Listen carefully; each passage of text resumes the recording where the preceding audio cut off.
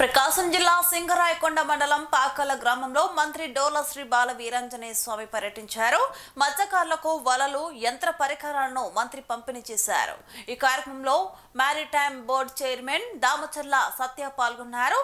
మత్స్యకారుల సంక్షేమమే ప్రభుత్వ ప్రధాన లక్ష్యమని మంత్రి తెలిపారు.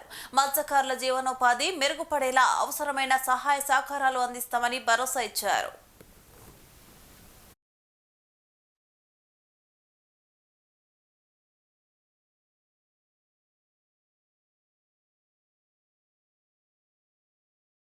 ఆస్వాదించాలని తెలియటం మీ అందరూ బాగా తెలుసు. 2014-15 మధ్యకాలంలో మనం అక్కడ బీచ్ లో సిమెంట్ రోడ్డు, గోడ, లైట్లు ఏర్పాటు చేసిన తర్వాత మనకి టూరిస్టు మనకి కనిగిరి నుండి, కందుకూరు నుండి, ఒంగోలు నుంచి కూడా టూరిస్ట్ ఇక్కడికి వస్తున్నారు. ఆదివారం అయితే 700 మంది నుంచి 1000 మంది దాకా వచ్చే పరిస్థితి. పండగ రోజుల్లో అయితే మొన్న కనుమ పండగ అప్పుడు 8000 నుంచి 10,000 మంది సంక్రాంతి పండగకి వచ్చారు. రేపు శివరాత్రి రోజుకు ముందు రోజు కూడా ఈ పెట్టిన ఉద్దేశం భవిష్యత్తులో దానివల్ల ఏంటంటే మన ప్రాంతాల్లో టూరిజం ద్వారా రోడ్లు కావచ్చు, ఇతర సదుపాయాలు కావచ్చు, ఇక్కడ రిసార్ట్స్ కావచ్చు, అన్ని కూడా అభివృద్ధి చెందినట్టయితే మన గ్రామ అభివృద్ధితో పాటు మన ప్రాంతాల్లో వచ్చే చిన్న చిన్న వ్యాపారాలు కూడా అభివృద్ధి చెందే పరిస్థితి ఉంది.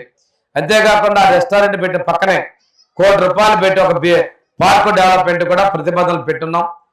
దానివల్ల మనకు వచ్చేటువంటి పర్యాటకులకు మనం ఇవ్వడం జరుగుతుంది. బీచ్ లో కూడాను బట్టలు మార్చుకోవడానికి రూములు, టాయిలెట్స్ ఇవన్నీ కూడా ఒక ప్రభుత్వ ప్రణాళికను మననే యాక్షన్ ప్లాన్ కూడా రెడీ చేయడం జరిగింది. రాబోయే సంవత్సరంలో అవన్నీ కూడా ఏర్పాటు చేస్తామని కూడా మేము తెలియజేస్తున్నాం. మన ప్రాంతంలో కూడా మనకు అనువైన ఉత్తర ప్రాంతంలో మన బీచ్ లో మనం కూడా సీవీడ్ పెంచుకునేటువంటి అవకాశం ఉంది. అది లోతు అవసరం వాటికి చిన్న చిన్న ఫ్రేమ్స్ లో మనం సముద్రపు గడ్డి పెంచుకున్నట్టయితే మనకి ఎక్కువ లాభాలు సంపాదించుకునేటువంటి అవకాశం ఉంది. దానికి కూడా ముఖ్యమంత్రి గారు, ఉప ముఖ్యమంత్రి గారు వీటి మీద ప్రోత్సహించాలనేటువంటి సంకల్పం. ఎందుకంటే ఉప ముఖ్యమంత్రి గారి కాన్స్టిట్యూన్సీలో కూడా సముద్రం ఉంది, అక్కడ కూడా ఇది పెంచాలనే ఆలోచనతో మననే వాళ్ళకి రాయితీలు కూడా ప్రకటించడం జరిగింది. ఇవన్నీ కూడా మనం తప్పనిసరిగా ప్రజల కోసం ఏదైనా అవసరాలు ఉన్నాయో అన్నీ కూడా చేసేదానికి మన ప్రభుత్వం ముందుకు వస్తూ ఉంది. ఈ రోజున తీసుకుంటే ఒకసారి మన ప్రభుత్వం ఇస్తున్న స్కీమ్స్ లో ఆ రోజు వేటకి వెళ్ళేటువంటి వాళ్ళు 31 కేజీలు బియ్యం ఇచ్చేవాళ్ళు.